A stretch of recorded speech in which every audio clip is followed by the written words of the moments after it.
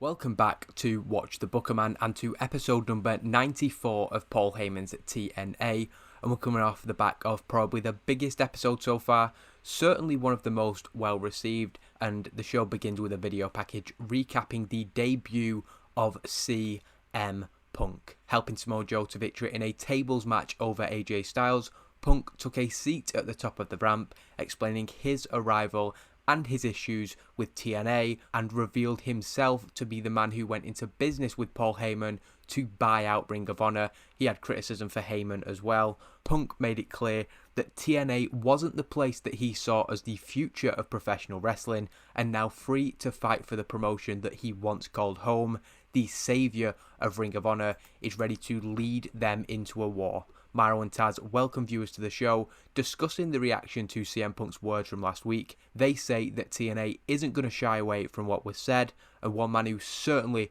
isn't going to take all of those claims lying down is the man who will open tonight's show. That man makes his entrance, the phenomenal one, AJ Styles. He's fired up, he's pissed off about what happened last week, and he calls out CM Punk. Coming out to the heated confrontation, CM Punk is joined by his right-hand man, Samoa Joe. Joe gets in AJ's face, but Punk tells him he's got this. We give AJ the chance to say his piece. He tells Punk basically that he so badly wants to knock him out right now, but he's got a lot to get off his chest. Above all else, I hate you too, Punk. AJ then goes on to explain his personal issues with CM Punk, saying that this isn't about ROH and TNA, as Punk said, or even about the two of them as wrestlers. This isn't about business, it's about who they are as people. They can get on to the interpromotional stuff later, but right now, he wants to talk about why he hates CM Punk the person. Punk says that that is the one thing they happen to agree on, and while he denies that this is about the two of them, he does admit that AJ Styles holding the Ring of Honor World Championship makes him sick. He knows, however, after Sunday at Victory Road, he won't have to worry about that anymore. He says that Austin Aries is twice the wrestler that AJ Styles is, and that'll be proved at the pay-per-view. Now, both pretty heated, AJ and Punk go nose to nose in the middle of the ring, with Samoa Joe stepping between them. From behind, Austin Aries pulls AJ out of the ring, with AJ being so caught up in his face-off with CM Punk, he didn't notice Aries' arrival. Aries pulling him to the outside and hitting a brain buster to the outside of the ring. AJ left laying as the three men leave together. This Sunday, Austin Aries will challenge for the Ring of Honor World Championship, and of course, CM Punk and Samoa Joe seem to now be spearheading this Ring of Honor invasion, or whatever you want to call it. Not a very good segment, you might notice, but I think that's because Joe and Aries were both rated on their overness. I think a promo segment between AJ and Punk, which we will get eventually, just the two of them face to face, would do a lot better. But it's all green notes, so I'm happy with that, and I'm confident that with some of the other stuff we've got on tonight's show, it won't be too much of a problem that this segment isn't that great. We then get a victory for Tyler Black over El Generico 3 days before his championship defense against Low-Ki at Victory Road. El Generico actually takes control towards the end of the match, but as he sets up for a haluva kick, which he's won a number of matches with, he is grabbed by Jimmy Jacobs on the leg. This then allows Tyler Black to hit the God's Last Gift and pick up the victory. It's not that good of a match, partially down to Tyler Black being off his game. I know he can do much better than that. Hopefully he will at the pay-per-view, but still a good showing for El Generico, albeit in defeat. Having aided the X-Division champion once again, Jimmy Jacobs joins Tyler Black in the ring. Jacobs says that Black has proved that he's ready for Low-Ki this Sunday, and he wants it agreed that once Tyler beats Low-Ki again, Low-Ki doesn't get to bother either of them ever again. Moving on to tonight's main event, Jacobs has a proposal for the Icon as well. He's not yet willing to reveal which member of the New Age that Sting will be facing, but he is willing to agree that anybody not involved in that match other than the two competitors be barred from ringside. Whoever it is, Jacobs wants to ensure that this match is a one-on-one. Coming out from the back, Mr. Anderson and Matt Morgan respond to Jimmy Jacobs. They actually think that both of Jimmy's ideas are great, so they'll make it official. If Low-Ki doesn't win, he will not get another shot at the X-Division title while Tyler Black is the champion, but it seems like great minds think alike, because just like in tonight's main event, Jimmy Jacobs will be barred from ringside. In fact, he's going to be barred from the building at Victory Road. There's no chance for Jimmy Jacobs to get involved in either the X-Division Championship match or the World Tag Team Championship match. And of course, the leader of the New Age is not happy about this, but we do advance 2 storylines and gain heat to one of them, and that is a solid segment as we head to the back. And we see CM Punk shown walking with Austin Aries and Samoa Joe. As they walk, they come across Colt Cabana and Jerry Lynn, who are just in conversation in the back. Flanked by Aries and Joe, Punk calls the 2 men some of the first rats to jump ship when Ring of Honor went down. He says that he hopes that the contracts they signed while the rest of the Ring of Honor roster were put on the shelf were worth selling their souls for. Cabana tries to confront Punk, of course, they're really close friends at this time. He says this isn't what this is really about. He's trying to reason in a way, but Jerry Lynn tells him to leave it. As Lynn leads Cabana away from the situation, the 2 men are jumped from behind by Austin Aries and Samoa Joe. Punk watches as his best friend and a legend, a Ring of Honor alumni, both men laid out. He smirks as Aries and Joe seem to be doing his bidding. Once the 2 are down and out, Punk leads Joe and Aries away, so not just making their impact felt in front of the crowd, but also backstage. Again, it's not a great segment. We're just going to have to bear with this. Punk's promos and Punk's segments will be getting really good ratings, I'm sure of that. His promo last week, I think, was an 88 or an 89, so I'm not worried about this just yet. Hopefully when he gets into the ring, we'll be seeing some top-level performances too. The second match of the night sees Madison Rayne defeat Angel Orsini. Angel is somebody who I've had on the short list of people to potentially bring in. I thought I'd just give her a 6-minute match here, see how she did. It's a decent performance, certainly something we could work with, but it is just a one-night deal. Madison Rayne picking up the victory pretty comfortably. She is then joined in the ring by SoCal Val, who asks about her plan for Sunday's final showdown with Awesome Kong. Madison Rayne says that what she has in mind is nobody's business but her own. She is only willing to promise 2 things at Victory Road. First, that the match will come down to her and Awesome Kong only. There'll be no Amazon, there'll be no one else involved. Secondly, she promises to defeat Awesome Kong in the middle of the ring. So we've seen this confidence from Madison Rayne before, and it's backfired. But on Sunday, there will be no Amazon, there'll be no outside factors, yet she is still very, very confident that she is going to pick up this victory. Loki then speaks in the back with Jeremy Borash, who asks him about the decision to bar Jimmy Jacobs from the building this Sunday, and he thinks it's a great idea. Of course, Loki has no problem with this being his final shot at the X Division Championship, because if he repeats what he did at Slammiversary and Jimmy Jacobs isn't there, then simply the championship will be his, and he's confident that is exactly what is going to happen. We end the hour with a Ring of Honor versus TNA match. Daniel's doing quite well, picking up a victory with an Angel's Wings. After the match, Kenny King immediately enters the ring to jump Christopher Daniels on behalf of his partner Rhett Titus. As he is laying boots into Daniels on the ground, Frankie Kazarian makes his return. Running to the ring, Kaz sends Kenny King packing. As Rhett Titus returns to his feet, Kazarian hits him with a Shining Wizard. Titus rolls to the outside as Kazarian helps his tag team partner back to his feet. Kaz has been out for about a month with an injury sustained against Desmond Wolfe, but now when Daniels needed him, he was back, and I'm giving him a new gimmick. I had him as the Mysterious gimmick, which was rated as very good, so I just renamed it for when he became one of the Forefathers, so it looks as though he's changing to a different gimmick but with the same name, but actually this is the official change that I probably should have done a while ago. An adequate rating, nothing much more to say about that.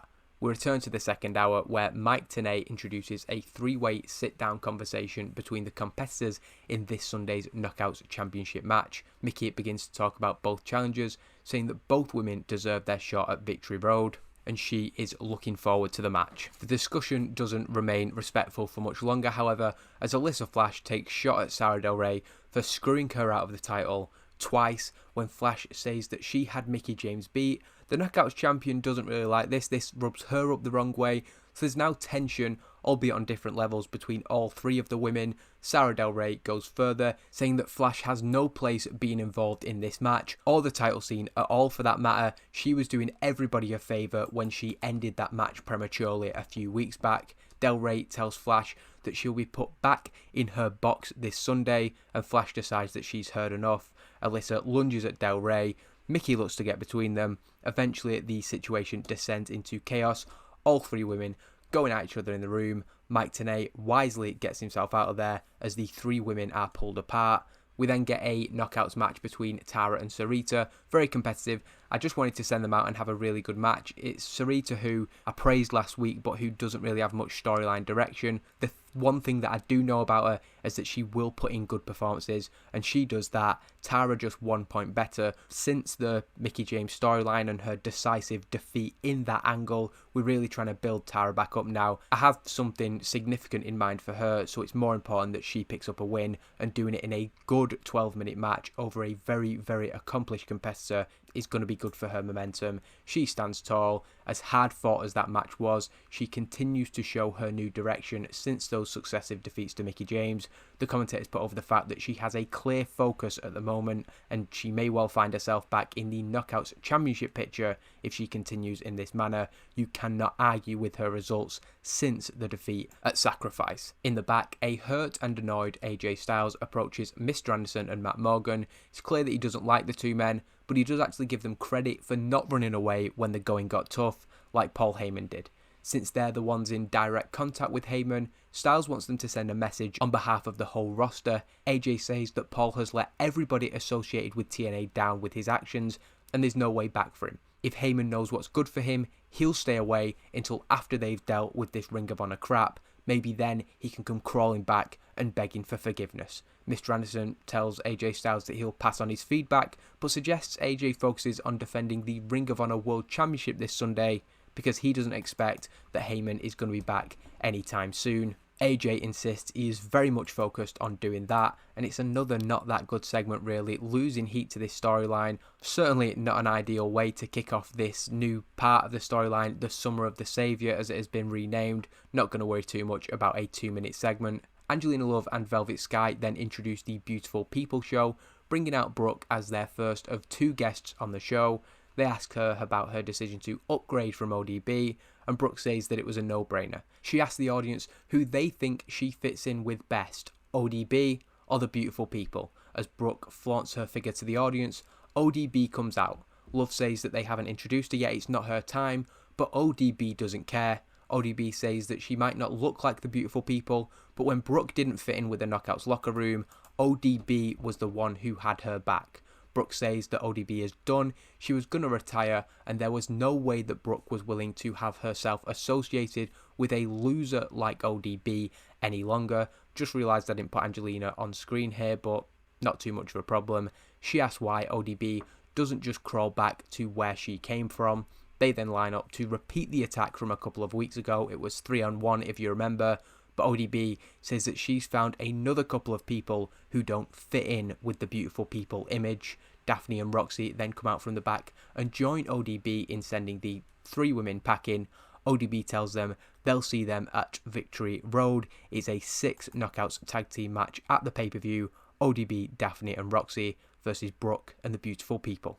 Before the main event, a video package is introduced which shows stills from Slammiversary where Bryan Danielson eliminated Bobby Lashley from the main event, but was then attacked by Bobby Lashley, and Kurt Angle went on to win that match. On the following Impact, Danielson defeated Lashley cleanly in the middle of the ring, securing his World Heavyweight Championship match at Victory Road.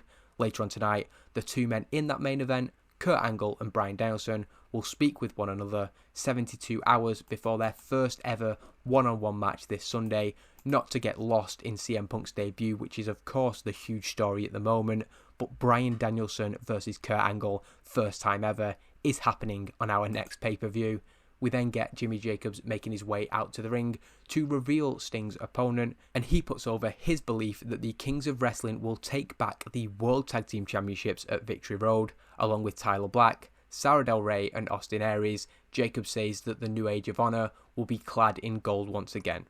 Before then, however, Jacobs is here to reveal Sting's opponent for tonight. While he points towards the entranceway, Jacobs reveals he is the man who will face Sting. The leader of the New Age, the founder of the New Age, is ready to sacrifice himself, and with all other competitors barred from ringside, he is doing this for the greater good. What he means by that isn't quite clear. The Kings of Wrestling will, however, be 100% going into Victory Road, but Jacob says that the same can't be said for their opponents. Despite that, Jacobs barely gets any offense in. It's an okay match. Jacobs with a 58 is actually pretty good. We had great heat and good wrestling, and this is more down to their ability to tell a story, I suppose, because this isn't much of a competitive match. Jimmy Jacobs tries to avoid him. Sting eventually gets him. A few bits of offense for Jimmy Jacobs where he manages to poke an eye or maybe get a low blow when the referee isn't looking, but really Sting isn't doing much selling for Jimmy Jacobs. This is a dominant, decisive win for Sting in his first TV match in almost 2 years, but we do get the crowd hotter, and that is a testament to Sting. I am quite confident that the final segment between Bryan Danielson and Kurt Angle, as long as they don't both struggle when improvising, is going to get a really strong rating, so this should still be a very good impact despite the main event only being a 68. After the match, Sting stands over Jimmy Jacobs, having made him tap out to the Scorpion Deathlock. He's dealt with the leader of the New Age, and while the evasive Jacobs may have lasted longer than most people would have expected, he certainly did make that sacrifice that he promised prior to the match. Sting, though, you would say, is as close to 100% as you could possibly be. Perhaps shedding more light on what this bigger picture was that he hinted at. The Kings of Wrestling come out from the back, and they drag Jeff Hardy behind them, with Sting in the ring and Jimmy Jacobs in the ring. That meant that they were able to 2-on-1 Hardy in the back. Claudio Castagnoli holds Jeff Hardy in position, with Hero loading up his elbow pad as he did last week and hitting him with another stiff elbow to the temple. Now we're starting to understand what he meant by them not being at 100%. Sting leaves the ring as quickly as he can. He's not quick enough to stop the elbow from happening, and the Kings of Wrestling are already gone by the time he reaches the top of the ramp. The camera then cuts to the back to show Sting coming through the curtain in pursuit of them, only for him to be jumped by the American Wolves who were laying in wait. Davey Richards and Eddie Edwards lay boots into Sting, and now both World Tag Team Champions end the show down and out. The commentator suggesting that this gives the Kings of Wrestling a huge advantage. They may be the favourites going into their rematch at Victory Road now, and while Jimmy Jacobs' plan wasn't clear initially when the main event consisted of him getting his ass beat by Sting, it all becomes clear as it is the New Age of Honor guys who are stood tall at the end of the show and not them. I say the end of the show, we do have one final segment when we come back from the break, and a 91 is exactly what we needed. Not worried about this show anymore. Kurt Angle comes down to the ring and puts over Sunday's main event. He says that after sharing a ring with Bryan Danielson at Slammiversary, there's no question that the American Dragon is a worthy contender. Tonight, he wants to share a ring with him for a different reason though. Bryan Danielson comes down to the ring, with Angle saying that he's not going to downplay the work of Bryan's generation. Their influence can be seen everywhere in TNA, but he suggests that Danielson asks those guys if they think Kurt could hang in their generation. He then lists off a number of Bryan's peers: AJ Styles, Samoa Joe, Desmond Wolfe, Jay Lethal, Chris Hero, Claudio Castagnoli, Tyler Black. He insists that this list could go on, and believe me, it could, but Bryan stops him as he continues to list names, saying that his words were about him and Kurt and not anybody else. This wasn't about the path that Bryan's generation has taken, it's about the path that he's taken. Kurt has beaten all of those guys. Nobody can deny that he is one of the best wrestlers ever. Bryan believes that Kurt can out-wrestle anybody from any period in the history of wrestling, but in the main event of Victory Road at 20 minutes, at 25 minutes, after 30 minutes of being in the ring with one another, which one of them can dig deeper? He's seen Kurt Angle go 1 hour with AJ Styles, but 30 minutes will feel like twice of that with Bryan Danielson. Others might claim it, but Bryan Danielson is looking Kurt Angle right in his eyes as he says that he is the best wrestler in the world. Last week we heard CM Punk make that claim, but Bryan Danielson insists that it is him. Kurt has no issue with him believing that. That is the confidence that you have to have. This is what has got Bryan so far. But he vows that on Sunday, Bryan Danielson will learn what it means when Kurt Angle says he isn't just the best wrestler in the world right now, he is the best to ever lace up a pair of boots. There is a face-off to end the show, but it's not that heated. It's not that these two guys hate each other. It's just that they are fiercely competitive. Bryan Danielson improvising really well, gaining heat, of course, to the World Heavyweight Championship storyline, and we get a 78, which is a really good go-home show. We have, of course, got Evolve, but overall, I'm very happy with that. Kurt Angle, Bryan Danielson, who is the best in the world, who will leave with the World Heavyweight Championship. But like I said, we will now go into Evolve. And I'm going to get through this episode as quickly as I can. The Young Bucks defeat Amazing Red and Eric Young in the opener. Matt Jackson pinning Eric Young following a more bang for your buck. Despite showing excellent chemistry when teaming together, the story of the match is really that while Eric Young has got the LAX get-up on, he doesn't really fit in with the style of Amazing Red. A miscommunication leads to the heels picking up the victory. After the match, Magnus looks to get revenge on Amazing Red, who dove from the ring onto him a couple of weeks ago, but Homicide and Hernandez make the save. They send Sweet and Sour packing. Nonetheless, Homicide is not happy with Eric Young basically playing dress up as LAX. He sees it as a homage in an attempt to fit in, but Homicide sees it a little bit for what it is. Essentially, Eric Young doing a little bit of a comedy gimmick, and it's at their expense, so you can understand Amazing Red not necessarily being happy with that. We see that note again, Matt Jackson and Larry Sweeney not having chemistry, so I'll probably remove him as his manager, then he'll just come out with Nick, so it won't really make a difference, but it will stop us getting that note.